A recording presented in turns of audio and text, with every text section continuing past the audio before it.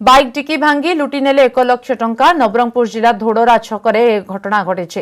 दुर्वृत्त माने bike dickey भांगी दे 1 लाख टंका लुटि नहीं। लुट्र शिकार होइतिबा युवक कारा गाँवर दीपक चौधरी।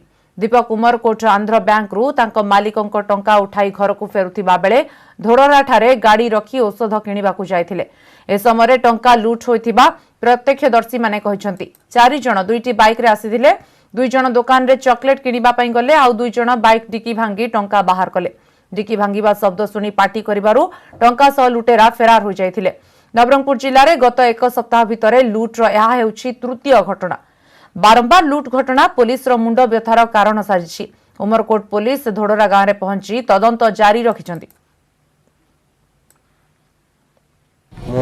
जीरगढ़ बिंजे आज्ञा गोटे चेक देते लक्ष टाँग चेक आंध्रा बैंक काढ़ी काढ़ला सीधा पलि आसली आइले पान दुकान रे गाड़ी रखिली दुकान पाखे मेडिसिन आने पाई गली आसु आसु जाऊ जाऊ नहीं गले डिकी भाई कर नहीं गले पुलिस को जनाई पुलिस मैंने कर कैमरा कोट कोट देख कहले 2 लोग 4 लोग आए बोले 4 लोग 2 लोग फास्ट आए आला कहला मत चॉकलेट दियो 10 टका चॉकलेट देला भितर आउ 2 लोग आसिक डिकी भांगले जितने बेले डिकी भांगला बेले आवाज है मुझे कहली चोर कहीकि बाहर बाहर सी 2 लोग मिसा देखी नहीं 2 लोग मिसा बाइक गायब हो गला।